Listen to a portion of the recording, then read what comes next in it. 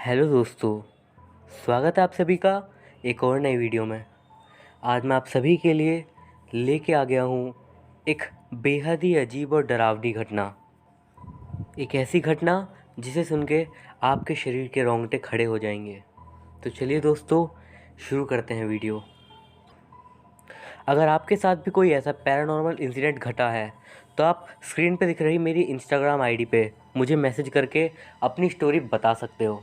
मुझे बहुत अच्छा लगेगा आपकी स्टोरी लोगों तक पहुंचाने में। और दोस्तों, आज का वीडियो स्पॉन्सर किया है creepy haunted stories YouTube channel ने। वो भी हॉरर स्टोरीज सुनाती हैं। एक बार उनका चैनल ज़रूर चेक कीजिएगा और अगर आपको उनका चैनल पसंद आए तो सब्सक्राइब भी ज़रूर कीजिएगा। अब बढ़ते हैं आज की कहानी की तरफ।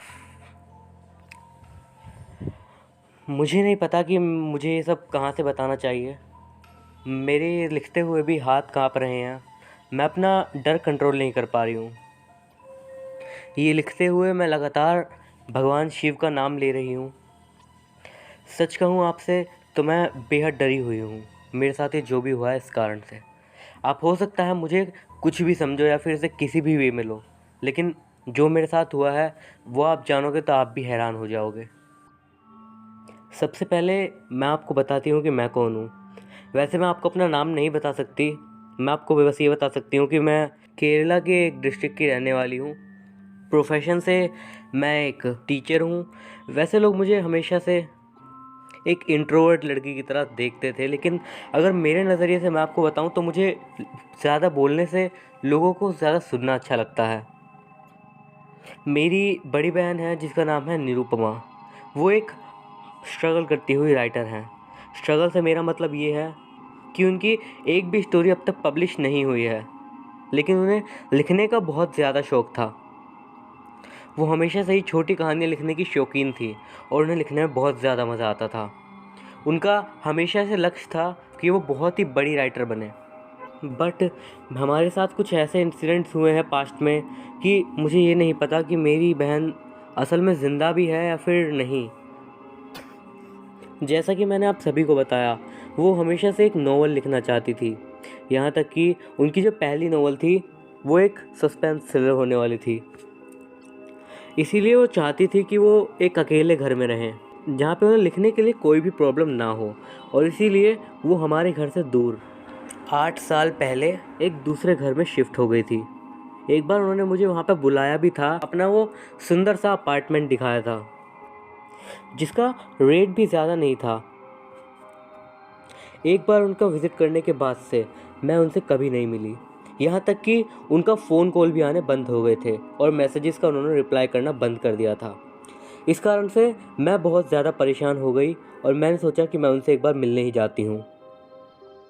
इसीलिए मैं अपना काम निपटा के शाम को उनके घर की तरफ चली गई। जब मैं उनके घर के बाहर पहुंची, मैंने वहां पर बेल बजाई, लेकिन अंदर से किसी ने भी गेट नहीं खोला और इनफैक्ट गेट खुला हुआ था। मैंने आसपास के सभी लोगों से पूछा तो सभी लोगों ने कहा कि मेरी बहन जैसी लड़की उन्होंने वहाँ पे से देखी है। मैं धीरे धीरे अंदर गई। अपार्टमेंट में दीदी का सारा सामान था, बट हैरानी की बात यह थी कि वहाँ पे दीदी ही नहीं थी। बाकी का अपना पूरा दिन और उसके बाद रात भर वहाँ पे दीदी का इंतज़ार करती रही, लेकिन दीदी वापस नहीं आई। उनका सारा सामान जो कि पूरे घर में इधर उधर फैला हुआ था, उन सभी सामान में से मुझे एक डायरी मिली। वो एक डेली नोट डायरी थी जो कि मेरी दीदी लिखती थी शायद। अब मैं आपको वही बातें बताऊंगी जो कि मेरी दीदी ने उस डायरी में लिखा है, और मैं सच कह रही हूँ, इन सारी बातों को जान के आप भी बहुत ज़्यादा डर जाओगे। और उनके इस गायब होने का असल कारण वैसे तो मुझे भी नहीं पता, लेकिन वो बहुत ही ज़्यादा खौफनाक है। अब मैं आपको उस डायरीज की सारी एंट्रीज एक एक करके बताती हूँ। डेट 1 दिसंबर 2013। तो आखिरकार मैं यहाँ पे अपने एक खुद के अपार्टमेंट में आ गई हूँ। मेरे ख्याल से ये एक परफेक्ट जगह है जहाँ पे मैं अपनी नोवेल लिख सकती हूँ। अपनी फैमिली से दूर आके मुझे बुरा तो बहुत लग रहा है, लेकिन ठीक है, मैं इसे हैंडल कर लूँगी। लेकिन ये जो अपार्टमेंट है इसमें हवा काफ़ी अजीब सी है, डिप्रेसिंग टाइप की। और सबसे ज़्यादा जो इंटरेस्टिंग बात है इस अपार्टमेंट के बारे में, मैंने सुना है कि ये अपार्टमेंट हॉन्टेड है। जिन आसपास के लोगों से मैंने बात करी, उन्होंने मुझसे कहा कि इस अपार्टमेंट में कोई जिन्न रहता है। और ये सुनने के बाद मुझे ये बात बहुत ही ज़्यादा इंटरेस्टिंग लगी, इसीलिए मैंने अपने घर वालों को इस बात को नहीं बताया, वरना वो शायद मुझे ही यहाँ पे रहने देते। और ये अपार्टमेंट सस्ता भी बहुत है, लेकिन एक बात है, इस अपार्टमेंट का जो इंटीरियर है वो बहुत ही ज़्यादा अच्छा है। आज मैंने अपना सारा सामान शिफ्ट अच्छे से कर लिया है और उसके बाद अब मेरी एक नई शुरुआत होने जा रही है। तो चलिए कल मिलती हूँ। नीरू। अगली एंट्री 2 दिसंबर 2013 की थी। मुझे पिछली रात अच्छी नींद आई। मैंने कुछ घंटे के लिए तो लिखाई शुरू करी, लेकिन उसके बाद मुझे अचानक से थोड़ी सी नींद आने लगी। मैंने फिर इस बात पे ध्यान दिया कि मैंने लिखा क्या है। मैंने दरअसल बीती रात लिखा था एनर्जीज़ के बारे में। आप सभी को पता होगा कि शक्ति को हम कभी भी ख़त्म नहीं कर सकते, उसका सिर्फ ज़रिया बदल सकते हैं, लेकिन वो कभी भी पूरी तरीके से ख़त्म नहीं होती। जब हम मरते हैं तो हमारी कुछ शक्ति हमारे पीछे रह जाती है और यही शक्तियाँ कई बार हमारे डायमेंशन से दूसरे डायमेंशन में जाना नहीं चाहती हैं, और इन्हीं शक्तियों को साइंटिफिक वे में हम घोस्ट या फिर स्पिरिट्स या फिर भूत आत्मा जो भी कह लें। कई सारे लोगों का ये भी मानना है कि इनकी अपनी ही एक दुनिया होती है जो कि हम शायद कभी भी ना समझ पाएँ। आत्माएं भी एक नहीं बल्कि कई तरह की होती हैं। कुछ मरने से पहले इंसान होते हैं, लेकिन कुछ इंसान के रूप में मरने से पहले ही शैतान बन चुके होते हैं, जो कि बहुत ही गलत काम करते हैं अपने पूरे जीवन में। मेरे ख्याल से कोई आत्मा किसी इंसान से तभी संपर्क करती है जब या तो वो उसकी अटेंशन चाहती हो या फिर वो उसको तबाह करना चाहती हो। ये जो सारी इन्फॉर्मेशन मैं आपको बता रही हूँ, ये मैंने खुद ही रिसर्च करके निकाली है। अगली एंट्री 3 दिसंबर 2013 की। मैं बस अभी शाम को घूम के आई थी कि मुझे दरवाजे पे किसी के बेल बजाने की आवाज़ आई। जब मैं बाहर गई तो मैंने देखा वो अपार्टमेंट के मालिक थे। वो मुझसे ये पूछने आए थे कि यहाँ पे सब कुछ सही है। पहले तो मुझे थोड़ा सा अजीब लगा और ऑकवर्ड भी कि वो यहाँ पे ऐसा क्यों पूछना है, लेकिन फिर मैंने उनसे कहा कि यहाँ पे सब कुछ बहुत ज़्यादा अच्छा है। फिर मैंने ही उनसे एक सवाल पूछा, क्या आपको पता है कि जो यहाँ पे पहले रहते थे उनका क्या हुआ? लेकिन उसने कहा कि मुझे नहीं पता। मुझे ही क्या, किसी को भी नहीं पता कि वो कहाँ चला गया, मानो वो एकदम से गायब ही हो गया हो। उनके मुंह से जब ये शब्द निकला गायब, तो मैं भी हैरानी के साथ उनकी तरफ देखने लगी कि उन्होंने ऐसा क्यों कहा। फिर उन्होंने थोड़ा सा और बताया। तकरीबन 2 महीने पहले वो यहाँ पे रहने आया था और उसके बाद अचानक से 3 या 4 दिन के बाद ही वो बिल्कुल गायब हो गया। किसी को नहीं पता कि वो कहाँ गया है। कुछ लोग कहते हैं कि उसने आत्महत्या कर ली है, लेकिन कभी भी उसकी लाश तो मिली ही नहीं। बस किसी को भी नहीं पता कि आखिर वो गया कहाँ। उनकी ये सारी बातें सुनने के बाद मैं मन ही मन सोच रही थी कि मुझे अपनी बुक लिखने के लिए बहुत ही बेहतरीन जगह मिल गई है। इन सारी घटनाओं के बाद मैंने कुछ देर के लिए राइटिंग करी और उसके बाद मैं सो गई। अगली एंट्री 4 दिसंबर 2013। बीती रात मेरे साथ कुछ बहुत ही ज़्यादा अजीब हुआ। मतलब जैसे ही मैं रात में सोने के लिए बेड पे जाने वाली थी कि तभी मुझे ऐसी आवाज़ आई मानो कोई दरवाजे पे अपने नाखूनों से घिस रहा हो। आवाज़ से मुझे ऐसा लग रहा था कि शायद कोई घर का मेन डोर के पास ऐसा कर रहा है। और ज़्यादा जो हैरानी की बात थी वो जो भी चीज़ जो स्क्रैच कर रही थी वो काफ़ी अजीब तरीके से कर रही थी। मतलब वो पहले 3 बार स्क्रैच करता और उसके बाद वो थोड़ी देर रुकता और उसके बाद फिर से 3 बार स्क्रैच करता। जब ये घटना हुई, और अगर मैं आपसे बोलूँ कि मैं डरी नहीं थी तो मैं आपसे झूठ बोल रही हूँ। मुझे बहुत ज़्यादा डर लग रहा था। एक अकेली लड़की एक अपार्टमेंट में और उसके साथ ऐसी घटना हो। जैसे तैसे गहरी सांस ली मैंने और उसके बाद गेट खोल दिया, लेकिन वहाँ पे कोई भी नहीं था। बस बाहर की ठंडी ठंडी हवा मेरे बदन में कंपकपी सी छोड़ गई। मैंने तुरंत दरवाज़ा बंद कर दिया और अपने बेड पे लेट गई। मुझे कुछ ही देर में नींद भी आ गई, लेकिन उसके बाद अगले दिन मैं पूरा दिन यही सोचती रही मेरे साथ बीती रात में क्या हुआ था। हो सकता है कि शायद ये कोई बिल्ली या फिर कोई और जानवर हो, या फिर ये भी हो सकता है कि ये मेरा वहम हो, या फिर मैं ज़्यादा सोच रही हूँ। लेकिन ये भी हो सकता है कि ये कोई शैतानी शक्ति हो, या फिर वो जो कि मैं आपको समझाना चाहती हूँ। मुझे क्या करना चाहिए अभी मैं श्योर नहीं हूँ, लेकिन मुझे ज़्यादा डर नहीं लगता इन सब चीज़ों से, बल्कि मुझे मेरी स्टोरी के लिए आइडिया ही मिल रहे हैं उल्टा। बाकी का पूरा दिन बिल्कुल नॉर्मल ही रहा, लेकिन उसके अगले दिन जो डायरी में एंट्री थी वो बेहद ही ज़्यादा अजीब थी। एंट्री थी 5 दिसंबर 2013 की। मुझे बताते हुए बहुत डर लग रहा है, लेकिन बीती रात मेरे साथ कुछ बहुत ही ज़्यादा अजीब हुआ। रात के तकरीबन 2:30 बज रहे थे और मैं अपनी स्टोरी लिख रही थी। वैसे मैं इतना लेट तक कभी नहीं जागती हूँ, लेकिन बीती रात मुझे इस बात की एक्साइटमेंट बहुत ज़्यादा थी कि मैं अपनी कहानी का एक भाग पूरा कर चुकी थी। लेकिन मेरी ये जो खुशी थी ये बहुत ही जल्द डर में बदल गई।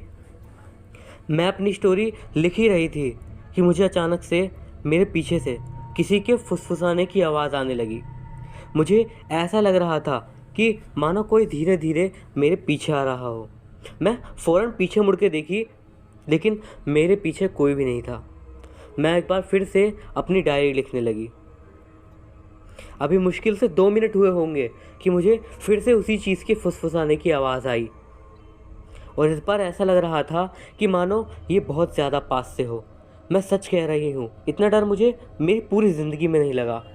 वो आवाज़ सुन के ऐसा लग रहा था कि मानो वो गुस्से में हो।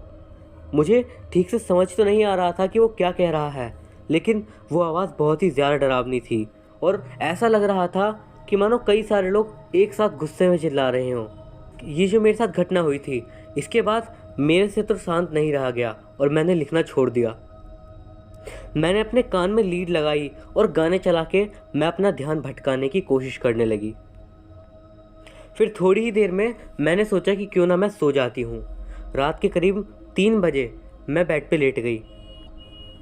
थोड़ी देर तक मैं बेड पे लेटे लेटे ही गाना गुनगुनाए जा रही थी, लेकिन इसके बाद जो मेरे साथ हुआ वो बहुत ही ज़्यादा भयानक था।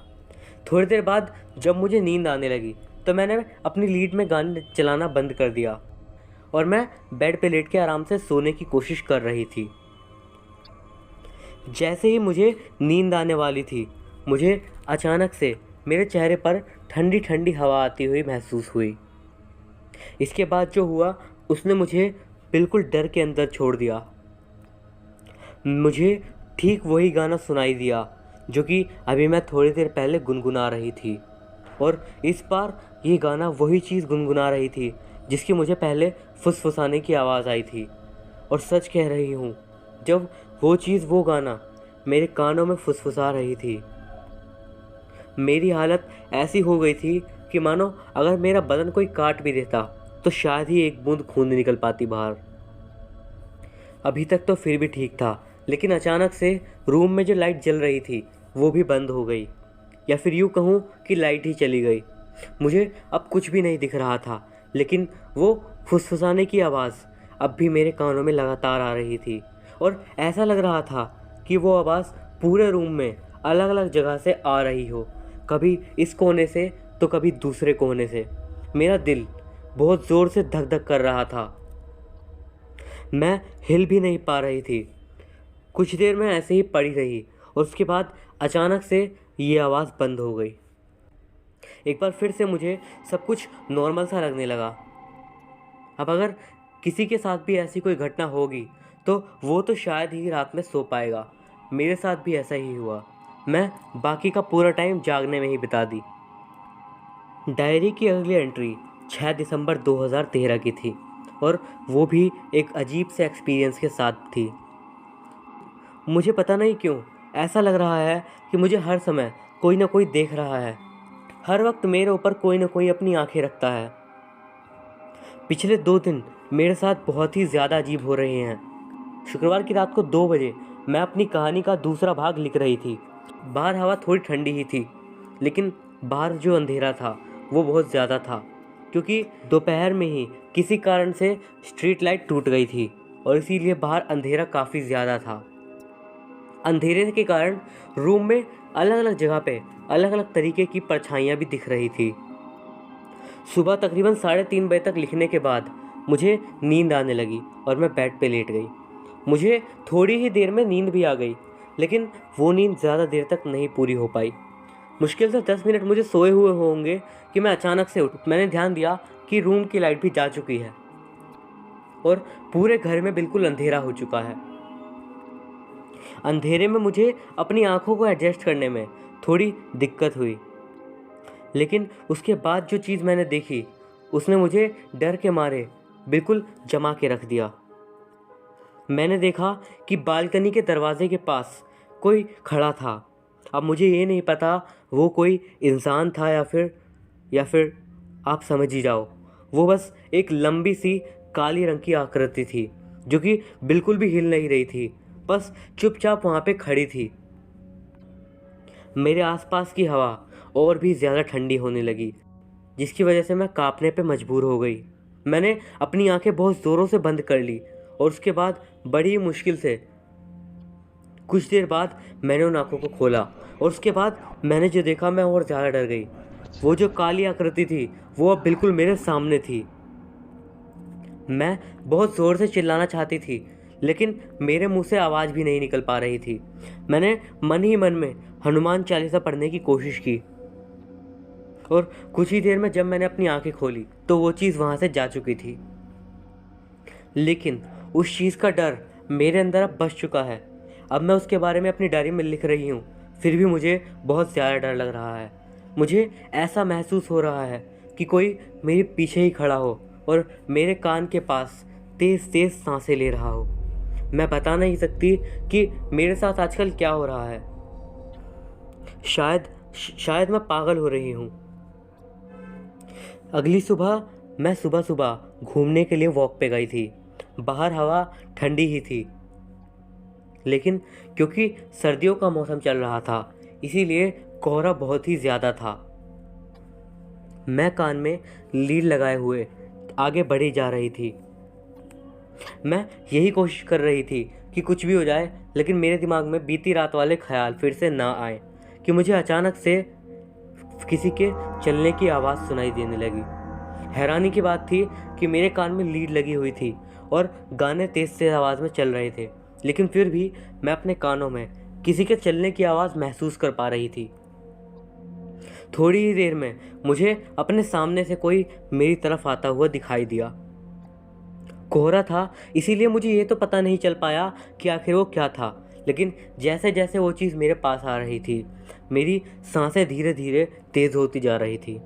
अब वो मेरे इतनी दूर आ चुकी थी कि मैं उसकी पूरी परछाई देख सकी थी और मुझे इतना पता चल गया था कि ये कोई लड़की है जो कि बिल्कुल मेरे सामने से आ रही है और वो मुझे ही देख रही थी।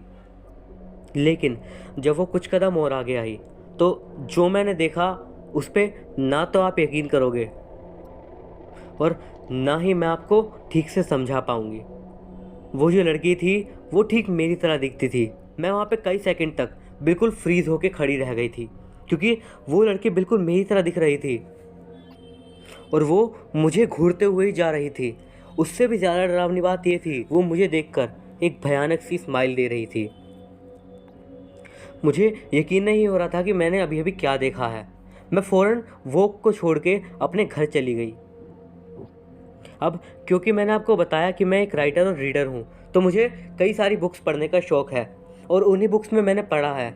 उन सब बातों को शायद आप मेरी बचकानी बातें समझें, लेकिन कई लोगों का ये मानना है कि जिन लोगों को भी अपनी शक्ल वाला इंसान कभी दिखाई देता है तो हो सकता है ये उनकी मौत का फरमान हो, या फिर मैक्सिमम लोग ये मानते हैं कि ये एक अशुभ संकेत है, कुछ ना कुछ बहुत बुरा होने वाला है। ये सब सोचने के बाद मेरे दिमाग में बस एक ही ख्याल आ रहा था कि क्या मैं मरने वाली हूँ। हो सकता है कि ठंड के कारण मेरा दिमाग हेलुसिनेट कर रहा हो, लेकिन मेरे साथ बीते कई दिनों से जो ये सब घटनाएं हो रही हैं, आखिर इन सब का मतलब क्या है। पता नहीं क्यों उस दिन मेरी तबीयत भी ख़राब हो गई और मैं पूरा दिन घर पे ही रही। दोपहर में मुझे अचानक से नींद आने लगी तो मैं बेड पे लेट गई। जैसे ही मुझे सोए हुए थोड़ी देर हुई, इस मेरे कान के पास किसी ने फूंक मारी। मुझे बहुत ही ज़्यादा अजीब लगा और जैसे ही मैंने उस तरफ अपना मुंह किया तो मैं डर से के मारे हैरान हो गई। मैं साफ साफ देख पा रही थी कि वो एक आदमी था, या फिर आदमी नहीं था, वो क्योंकि उसका ऊपर का पूरा शरीर एक आदमी की तरह था, जो कि बिल्कुल नॉर्मल दिख रहा था ऊपर से। लेकिन जैसे जैसे मेरी नज़र उसके शरीर पर नीचे की ओर गई, मेरी हालत ख़राब हो गई। उसके शरीर में नीचे कुछ भी नहीं था, बस उसके घुटने तक का शरीर था, और उसके नीचे ऐसा लग रहा था कि मानो वो बस आग का धुआं हो। उसे देखकर मेरी जो हालत थी वो मैं आपको नहीं बता सकती। पता नहीं कैसे मेरे पलक झपकते के साथ ही वो मेरी आंखों के सामने से गायब हो गया। इसके बाद अचानक से मेरी आंखें बंद हो गई और मुझे नींद आ गई। फिर मुझे बिल्कुल भी होश नहीं रहा कि मेरे साथ क्या हुआ, और मेरी नींद सीधा अगले दिन सुबह सुबह 9 बजे खुली। मेरे साथ पता नहीं क्यों बहुत ही अजीब लग रहा था। मेरी पूरी बॉडी बहुत ज़्यादा कमज़ोर सी हो गई थी, मुझे बहुत ज़्यादा थकान हो रही थी। हैरानी की बात एक और ये थी कि मैं यहाँ पे जिस काम से आई थी अपनी बुक लिखने के लिए, पिछले 2 हफ्ते में मैंने उस बुक में जो भी मेहनत करी थी वो बुक मेरी अचानक से फट चुकी थी। उसके सारे पेज छोटे छोटे टुकड़ों में फटे हुए थे। मुझे नहीं पता कि ये काम किसका है, लेकिन इतना तो मैं कह सकती हूँ वो कोई इंसान नहीं है। वो अजीब सा साया, वो आदमी जो कि मुझे कल दिखा था, उसका मुझे कुछ नहीं पता वो क्या था। अब मैं बहुत ज़्यादा डर रही हूँ। मैं आज ही अपने घर वापस जा रही हूँ। दीदी की डायरी में बस इतना ही लिखा था। दीदी ने डायरी में ये लिखा है कि वो वापस घर आ जाएंगी, लेकिन दीदी तो कभी हमारे यहाँ पे वापस आई ही नहीं। मुझे नहीं पता कि दीदी के साथ क्या हुआ, या फिर कौन था वो जो कि दीदी को इस तरीके से परेशान कर रहा था। लेकिन पता नहीं क्यों उस घर में से जब मैं दीदी का सामान वापस लेके अपने घर पे आई, तब भी मुझे वहाँ पे बहुत ही ज़्यादा अजीब सा लग रहा था। उस जगह पे मानो उस जगह पे एक अजीब सी मनहूसियत थी। ये घटना बीते हुए तो 8 साल हो चुके हैं। उसके बाद से कभी नहीं पता चला कि मेरी दीदी कहाँ गई। हम लोगों ने पुलिस कंप्लेन भी करवाई, लेकिन पुलिस भी उन्हें ढूंढने में नाकाम रही। तो ज़्यादा कोई ख़ास एविडेंस नहीं थे सिवाय उस डायरी के। तो पुलिस वालों ने भी इस केस को यही कह के बंद कर दिया कि मेरी दीदी एक मेंटली डिस्टर्ब्ड पर्सन थी, और शायद उन्होंने खुद को कुछ नुकसान पहुंचा लिया होगा। बट मेरे ख्याल से ये सही नहीं है। जो चीज़ उस डायरी में लिखी थी वो नॉर्मल नहीं थी। आपको क्या लगता है? और आज तक ये एक बहुत बड़ा सवाल है मेरी ज़िंदगी का कि आखिर मेरी दीदी के साथ हुआ क्या था। मुझे जानना है कि आखिर उस घर में क्या था ऐसा जिसने मेरी दीदी को हमेशा हमेशा के लिए मुझसे दूर कर दिया। दोस्तों, ये तो थी हमारी आज की पहली कहानी। आज की अगली कहानी आपको सुनाएंगी क्रीपी हॉन्टेड स्टोरीज़। अगर आपको उनकी स्टोरी अच्छी लगे तो उनका चैनल ज़रूर सब्सक्राइब करिएगा। कुरान मजीद में जिनों की मौजूदगी का जिक्र है, लेकिन दुनिया भर में जिन्नात से मुतल्लिक जो भी खबर गर्दिश करती है वो हमेशा खौफनाक और डरावनी होती है। 19वीं सदी दिल्ली के शहर में लोग बच्चों को जिनों की कहानियाँ सुनाते हुए जिनों को एक खौफनाक तख़य्युल करार देते थे। कुछ लोग बच्चों को ऐसी कहानियाँ सुनाते थे जिनसे ये जाहिर होता है कि जिन भी अल्लाह के मखलूक हैं, और ये अच्छे भी हो सकते हैं और बुरे भी। हर इंसान की तरह जिन भी अच्छे और बुरे अमाल पर अल्लाह के सामने जवाबदेह हैं। काफ़ी अरसे कबल दिल्ली एक खामोश शहर था, और यहाँ घोड़ों की भग्गियाँ सड़कों पर भागती नजर आती थीं और कारें बहुत कम होती थीं। तब दिल्ली में एक उम्र रसीदा खातून रहती थी जिनका नाम बानो बेगम था। आसपास के लोग इन्हें बाई कहकर पुकारते थे। वो इलाके की सबसे मशहूर दाई थीं। उन्होंने बहुत सी ख़वातीन को ज़िचकी की मुश्किलात से निजात दिलाई और बच्चा पैदा करने में इनकी मदद की। बाई की नज़र कमज़ोर हो रही थी। नज़र की कमज़ोरी के बायस बाई को मुश्किलात बढ़ने लगी थी। जब बाई की उम्र 66 ईयर्स हुई तो एक रात दरवाजे पर दस्तक दी। हर कोई सो रहा था और सिर्फ बाई की असिस्टेंट बेदार थी। इसने उठकर दरवाज़ा खोला और सामने एक बड़े कद के मर्द को खड़े पाया। इसने अपने जिस्म और चेहरे को एक चादर में छुपा रखा था। संजीदा आवाज़ में वो बोला कि मुझे बाई से मिलना है, एक इमरजेंसी है, हमें बाई की मदद की ज़रूरत है। बाई का असिस्टेंट इस शख्स से घबराकर जल्दी से बाई को जगाने के लिए गया। बाई कभी किसी की मदद से इनकार नहीं करती थी। उन्होंने अपना दुपट्टा लिया, चादर में अपने आप को लपेटा और बग्गी पर बैठ गए। वो चाहती थी कि अपने असिस्टेंट को भी साथ ले लें, लेकिन वो शख्स चाहता था कि सिर्फ बाई इसके साथ जाएं और उनके साथ कोई ना हो। बाई ने उनकी दरख्वास्त मान ली। पूरे रास्ते इस शख्स ने बात नहीं की। बग्गी शहर के अंदर तक गलियों में पहुंच चुकी थी। सिर्फ तेल की लालटेन से थोड़ी सी रोशनी नजर आ रही थी। इसके अलावा हर तरफ धुंध और धुआं था। आखिरकार वो एक पुरानी हवेली पहुंचे। ये एक ऐसी हवेली थी जो कभी कभार बहुत खूबसूरत हुआ करती थी, लेकिन अब यहाँ पर अजीब और गरीब पौधे उग चुके थे और दीवारों में भी दरारें पड़ चुकी थी। आसपास कोई दूसरा घर नहीं था और ना कोई आवाज़ सुनी जा सकती थी। अलबत्ता हवा और घोड़ों के हिनहनाने की आवाज़ें सुनी जा सकती थी। इस शख्स ने बाई को कहा कि आप मेरे साथ चलें और फिर हवेली के अंदर ले गया। वो बाई को अपने साथ बरामदे से एक बड़े रूम में लेकर गया। इस कमरे में तकरीबन 20 लोग मौजूद थे। इनमें औरतें और बच्चे मौजूद थे, लेकिन कोई नज़र नहीं आ रहा था। ये बाई के लिए कोई नई चीज़ नहीं थी क्योंकि वो अंधी थी, लेकिन इस कमरे में कुछ ऐसा था जो अजीब लग रहा था। इसकी सांस फूल रही थी। मर्द ने इसे बेड की तरफ बुलाया और कहा, मेरी बीवी तकलीफ में है, कोई समझ नहीं पा रहा कि इसकी कैसे मदद की जाए। हमें बताइए कि मसला क्या है, प्लीज़ हमारी मदद करें। तब बाई को एहसास हुआ कि वो लोग इंसान नहीं जिन थे। बाई इस खातून को देख नहीं पा रही थी, लेकिन इसकी तकलीफ़ को महसूस कर सकती थी। अपने हाथों के नीचे इसके जिस्म को महसूस कर सकती थी। इस गरीब मखलूक पर तरस खाते हुए बाई ने खौफ के एक तरफ रख कर बच्चे की पैदाइश का अमल शुरू किया। जब इसने काम शुरू किया तो इंसान और जिन का फ़र्क ख़त्म हो गया। अब इसकी तवज्जो अपने काम पर थी और कई घंटों की मेहनत के बाद बच्चा इस दुनिया में आ गया। जिन ने बाई का शुक्रिया अदा किया, लेकिन बाई इस कमरे में घुटन महसूस करते हुए बेहोश होने लगी। बाई ने मर्द से दरख्वास्त की कि इसे वापस अपने घर पहुंचा दिया जाए क्योंकि काम तो मुकम्मल हो चुका है। जिन ने कहा, हम आपको खाली हाथ नहीं जाने देंगे, आप हमारी तरफ से एक तोहफा कबूल करें। बाई ने इनकार कर दिया और कहा कि वो सिर्फ अपने घर वापस जाना चाहती हैं। मैं कह रहा हूँ ना कि दुपट्टा फैला लो। बाई ने ऐसा ही किया, अपनी झोली फैलाई और इस शख्स के तोहफे को कबूल कर लिया। इनका दुपट्टा बहुत भारी हो गया था। शायद इस शख्स ने बहुत भारी कोयले डाल दिए थे। वो इस शख्स ने शुक्रिया अदा किया और अपने घर ले जाने की इनकी ख्वाहिश को पूरा किया। जब वो बग्गी में बैठे तो सूरज निकल रहा था। पैदाइश का अमल पूरी रात के बाद मुकम्मल हुआ था। इसे कोयले बहुत भारी लग रहे थे और वो एक कोयले उठाकर घर नहीं जाना चाहती थी। रास्ते में उन्होंने एक एक करके कोयले ज़मीन पर फेंकना शुरू कर दिए। जो कोयले बच गए उन्होंने अपने दुपट्टे के पल्लू के साथ बांध लिए।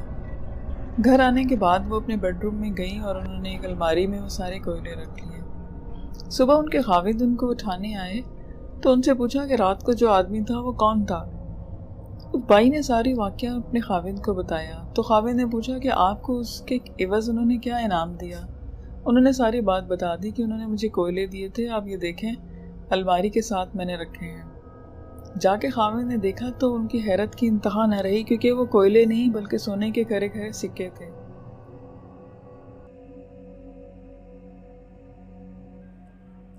तो दोस्तों, ये थी आज की कहानियाँ।